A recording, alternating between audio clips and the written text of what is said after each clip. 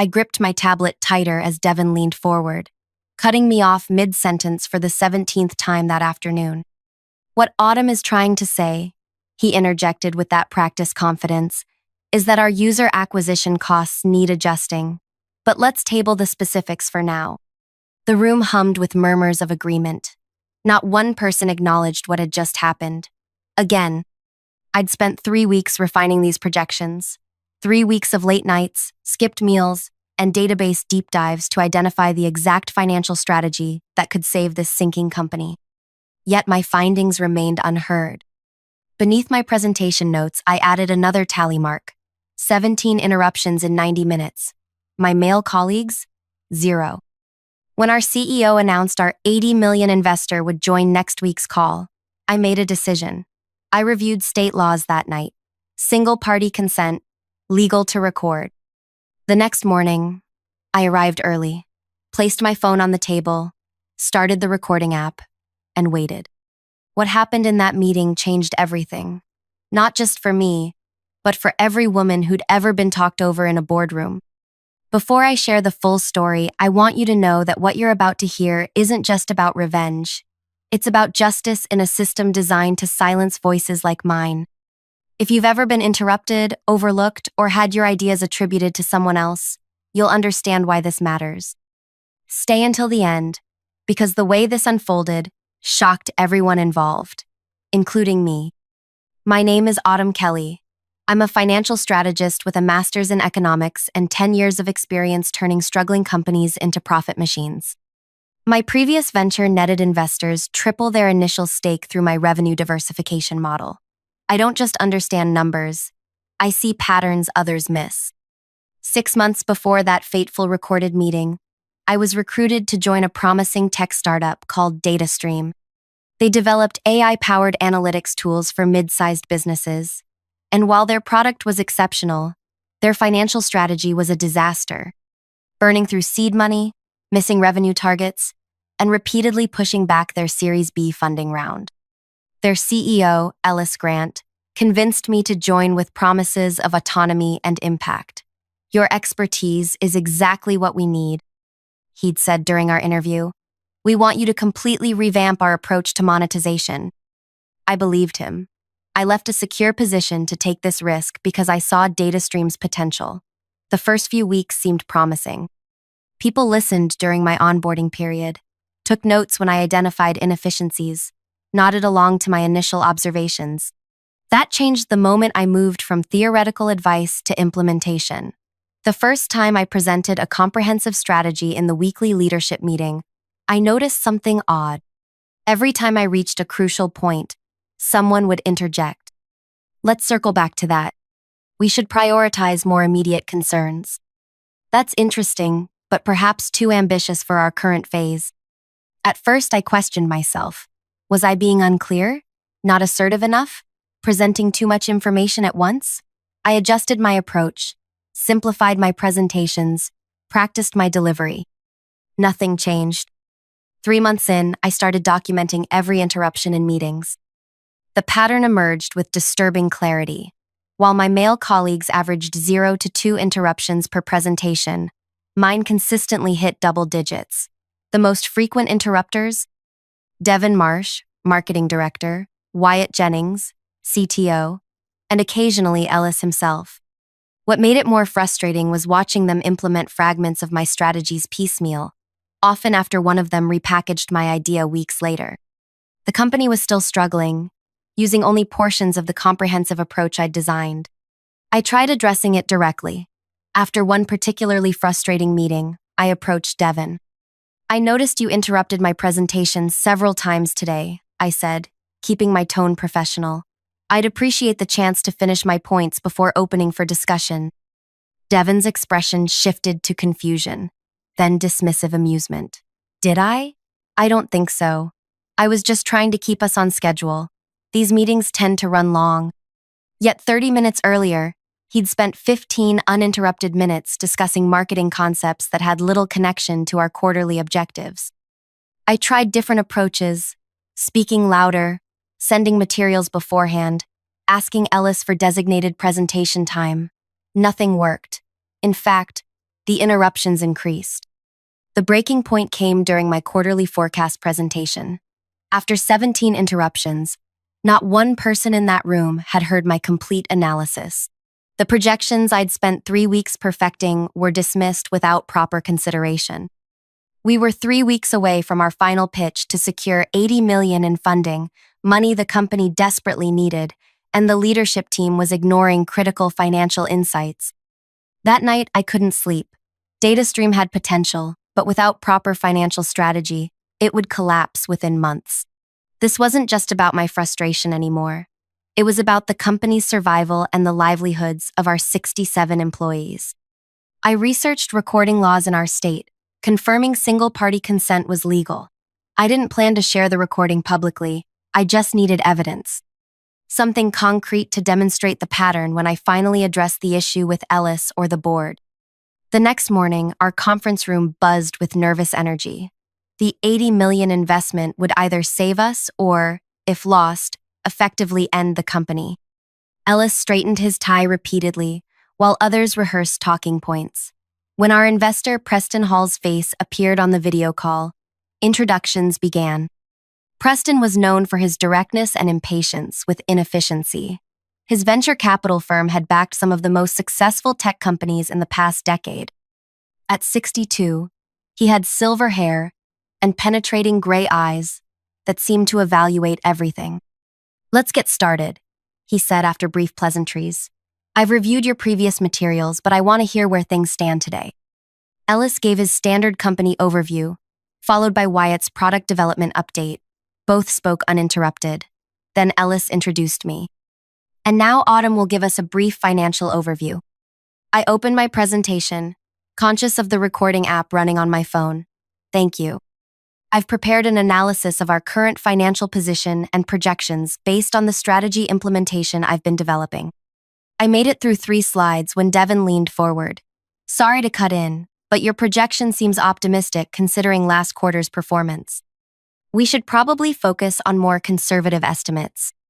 I nodded and continued. 2 minutes later, Wyatt interrupted. "I think we should address the technical infrastructure costs before discussing revenue streams.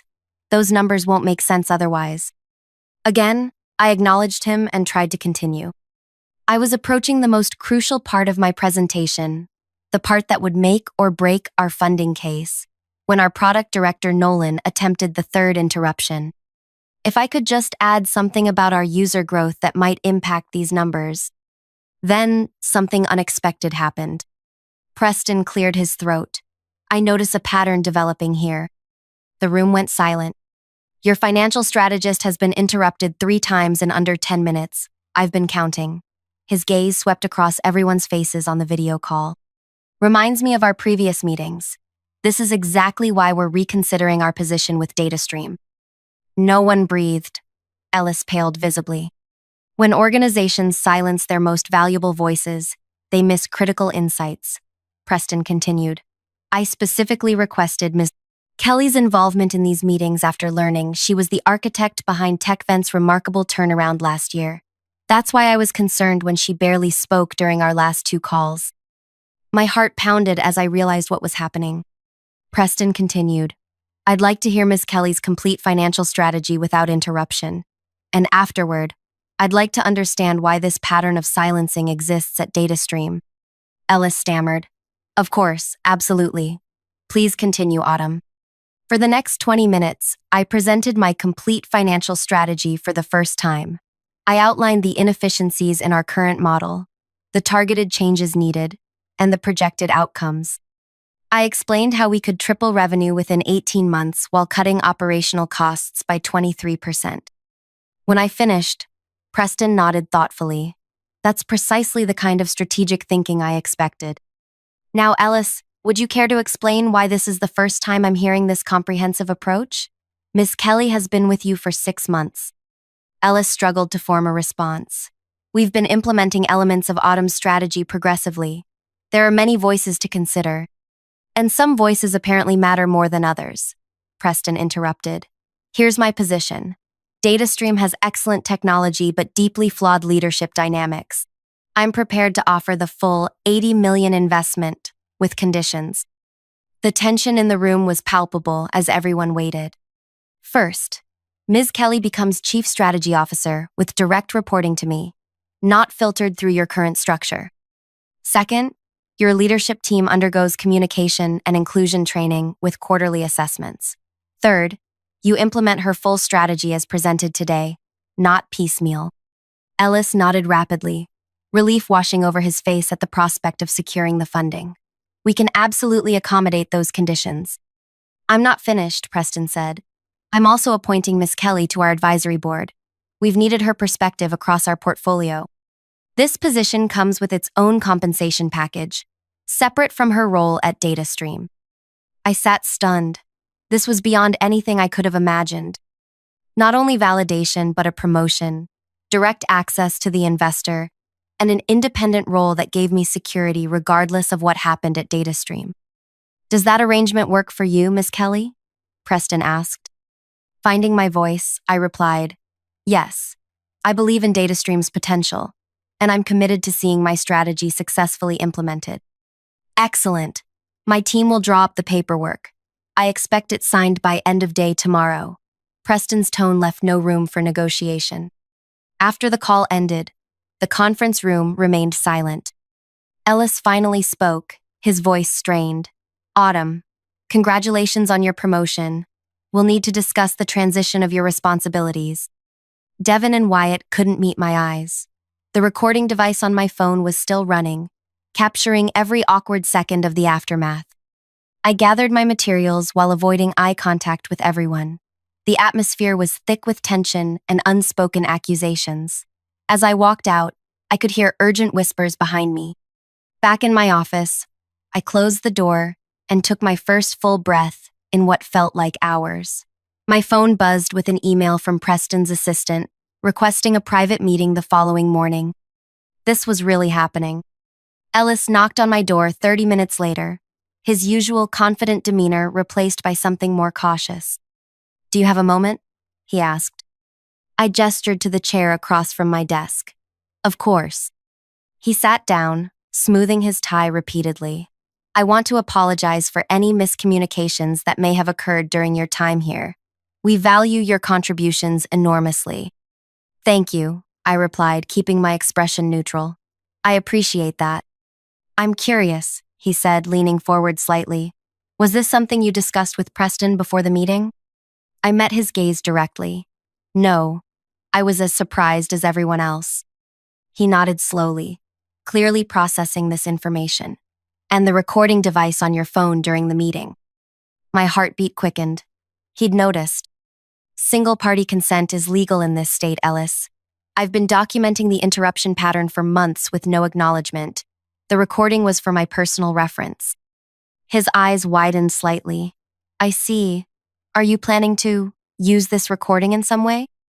That depends entirely on what happens next. I said calmly. I came to DataStream because I believe in its potential. I still do, but I need the space to implement the strategies I was hired to create. Ellis nodded again, standing up. You'll have your new contract by tomorrow. And Autumn, I really am sorry. After he left, I sat in silence, processing everything that had happened. This wasn't how I'd planned my career trajectory. I'd never wanted power through ultimatums or external intervention. I'd simply wanted to be heard. My phone buzzed again, a text from Phoebe, my closest friend outside work. How did the big meeting go? I texted back. You won't believe it. Wine tonight? I need to process. At my apartment that evening, I recounted everything to Phoebe as we shared a bottle of Cabernet. I didn't plan for any of this, I concluded. I just wanted evidence of what was happening. Phoebe, a litigation attorney who'd faced her own battles with workplace dynamics, shook her head. You didn't create this situation, Autumn. They did. Preston just recognized what was happening and valued your work enough to intervene. But now I have to go back and lead people who resent me. Or, she countered, you get to reshape a company culture while having the protection of the primary investor. Do you know how rare that opportunity is? I sipped my wine thoughtfully. I keep thinking about the recording. Part of me wants to delete it now that it's served its purpose. Another part thinks I should keep it as insurance. Keep it, Phoebe said without hesitation. Not to use as a weapon, but as protection. You're about to make significant changes that will disrupt established power structures. Some people won't accept that gracefully. The next morning, I met with Preston via video conference. In daylight, away from the tension of the previous meeting, I could better appreciate his shrewd intelligence. "Ms. Kelly, may I call you Autumn?" he began. "Of course. I want to be transparent about yesterday," he said. "Your interruptions weren't the only reason we were reconsidering our investment." I waited, curious. "For 3 months, we've been evaluating DataStream's leadership culture. Ellis is brilliant at product vision, but has created an echo chamber that rewards confidence over competence. When we learned they'd hired you, the strategist behind TechVent's remarkable turnaround, we were optimistic. But in subsequent meetings, we noticed you were consistently sidelined. You were testing them," I realized aloud. Preston nodded. "We needed to see if they would utilize your expertise effectively. They failed that test repeatedly. Yesterday's meeting simply confirmed what we already suspected. Why not just withdraw your investment?" "Because DataStream's technology is exceptional, and now it has you." He leaned forward. "I don't make decisions based on social justice, Autumn. I make them based on return on investment. Companies that silence their best thinkers make poor financial decisions. It's that simple." By the end of the day, I had signed both contracts, CSO at DataStream with a substantial raise and equity package, plus a position on Preston's advisory board at triple my previous consulting rate. The following Monday, Ellis called an all-hands meeting to announce the investment and my promotion. The news was framed entirely as positive organizational development, no mention of the conditions that prompted it. Some staff members seemed genuinely pleased. Others, particularly Devin and Wyatt, maintained tight smiles throughout. After the announcement, I outlined the strategic changes we would implement immediately. "These adjustments may feel significant, but they're necessary for our growth and sustainability," I explained. "I'll be meeting with each department individually to discuss how these changes affect your specific areas." The real work began that afternoon. I started with the marketing department, Devin's territory. I arrived at the conference room to find him already seated with his team, his expression carefully neutral. "Thank you for making time for this," I began, distributing materials. "I want to discuss how the new strategy affects marketing priorities and budget allocations." Devin cleared his throat. "Before we start, I think it's important to acknowledge that some of these changes may disrupt campaigns we've already invested in." "You're absolutely right," I replied. "That's why we're having this conversation. I need to understand what's in progress before finalizing departmental targets." For the next hour, I listened more than I spoke. I noted current projects, team concerns, and potential resistance points. When Devin attempted to dismiss certain changes as unrealistic or too aggressive, I asked specific questions that required detailed responses rather than generalizations. "Can you help me understand which specific metrics make you believe this target is unrealistic? Or, what additional resources would make this timeline feasible?" By meeting's end, Devin's team was engaged and offering constructive suggestions, while he sat increasingly quiet. As people filed out, he remained seated. "This feels personal, Autumn," he said once we were alone. I met his gaze steadily. "It's not personal, Devin. It's strategic. The company needs to change course to survive, and marketing plays a crucial role in that pivot." "You recorded that meeting, didn't you?" "With Preston." I neither confirmed nor denied it. "What matters now is moving forward. I value your expertise and need your department fully aligned with our new direction. Are you willing to partner on this?" He studied me for a long moment before nodding once. "I'll align with the strategy." Similar conversations played out across departments over the following days. Some embraced the changes enthusiastically. Others accepted them reluctantly. Wyatt proved particularly resistant, questioning every technical allocation in the new budget. During our third heated discussion about development resources, he finally erupted. "This is ridiculous. You're dismantling systems that took years to build because you got lucky with one investor who happens to like you." The room fell silent as his words hung in the air. "Is that what you think happened, Wyatt? That I got lucky?" I asked quietly. You know what I mean, he said, not backing down. Preston took a shine to you, and suddenly you're dictating everything. I opened my laptop and pulled up a spreadsheet. Let me show you something. I turned the screen toward him. These are the development costs for the past 18 months mapped against customer acquisition and retention. We're spending 43% more than industry standard to maintain features that less than 7% of our users regularly access. I clicked to the next tab. Here's the impact of redirecting those resources toward the features our highest value customers actually use daily. Projected revenue increase of 28% within 6 months with decreased development overhead. Wyatt stared at the numbers, his objections faltering. This isn't about Preston taking a shine to me, I continued. It's about implementing data-driven decisions that were ignored for months.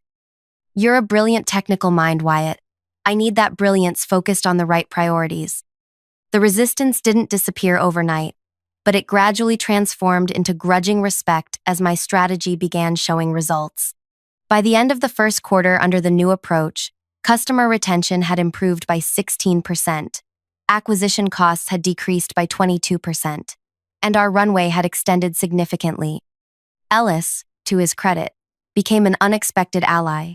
During our weekly check-ins, he actively sought my input and publicly supported my decisions. After one particularly successful product launch, he stopped by my office. I was wrong about you, he said simply. Or rather, I was right initially when I recruited you, then wrong when I failed to listen. Thank you for acknowledging that, I replied. The board is impressed with our progress.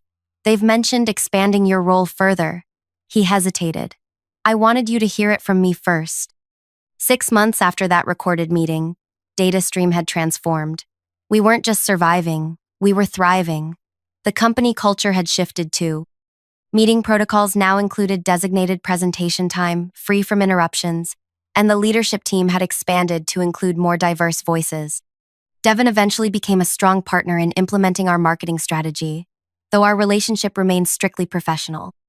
Wyatt took longer to adapt, but ultimately thrived when given clear technical direction aligned with business goals.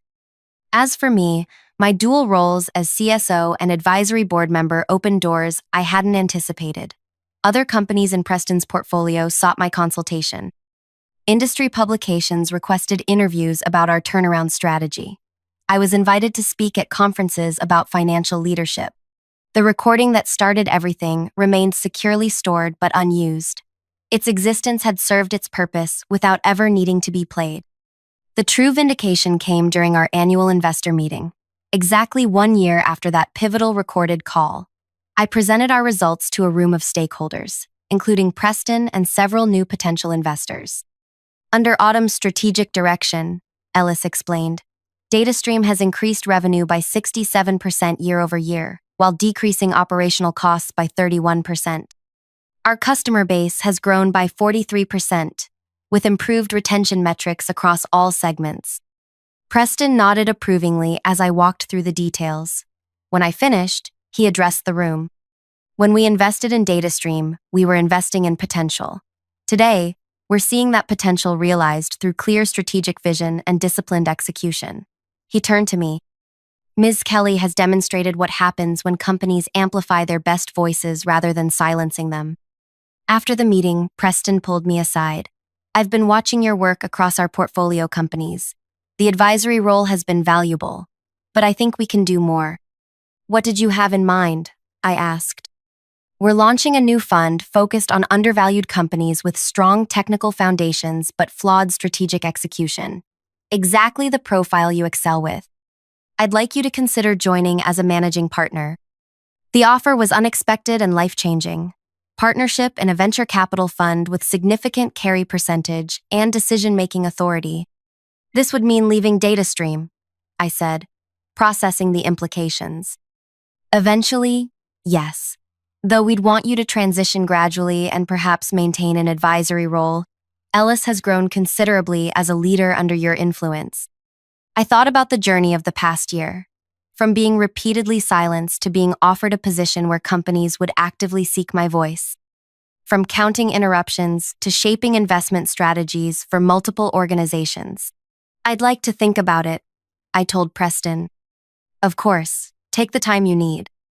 That evening, I sat in my apartment reviewing the offer details. My phone buzzed with a text from Phoebe. Heard through the grapevine, your meeting went well today. Celebration dinner? As we shared a meal at our favorite restaurant, I explained Preston's offer. So you'd be his equal in this new fund? She asked. A junior partner initially, but yes, with clear path to equal standing based on performance metrics. Phoebe raised her glass. To the woman who turned 17 interruptions into a venture capital partnership, I knew you were brilliant, but even I didn't see this coming. I clinked my glass against hers. Neither did I. I just wanted to be heard. And now everyone's listening, she said with a smile. The following week, I accepted Preston's offer with a 12-month transition plan for DataStream. When I announced my eventual departure to the leadership team, the reaction spoke volumes about how much had changed.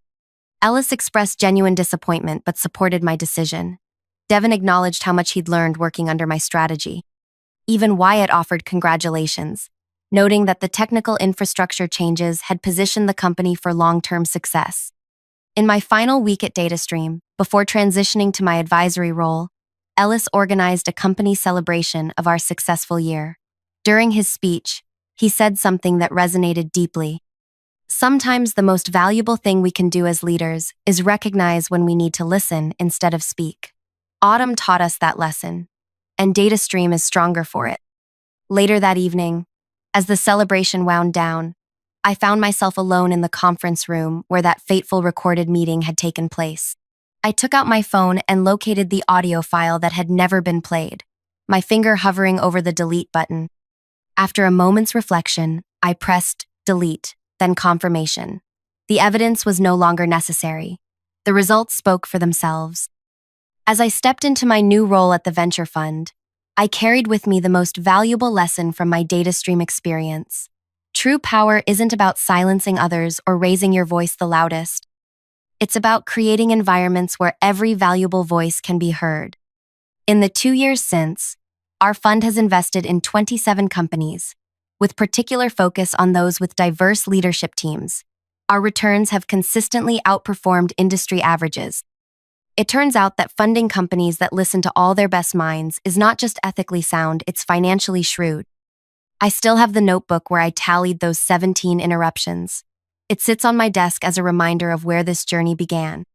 Sometimes when evaluating a potential investment, I observe their meeting dynamics, watching for who speaks and who gets silenced.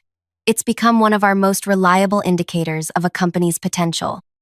The recording may be gone, but its impact remains in my career, in DataStream's transformed culture, and in every investment decision I now influence. That's the thing about finding your voice.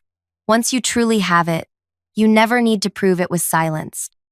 If you've ever been interrupted, overlooked, or had your ideas attributed to someone else, I hope this story reminds you that your voice matters.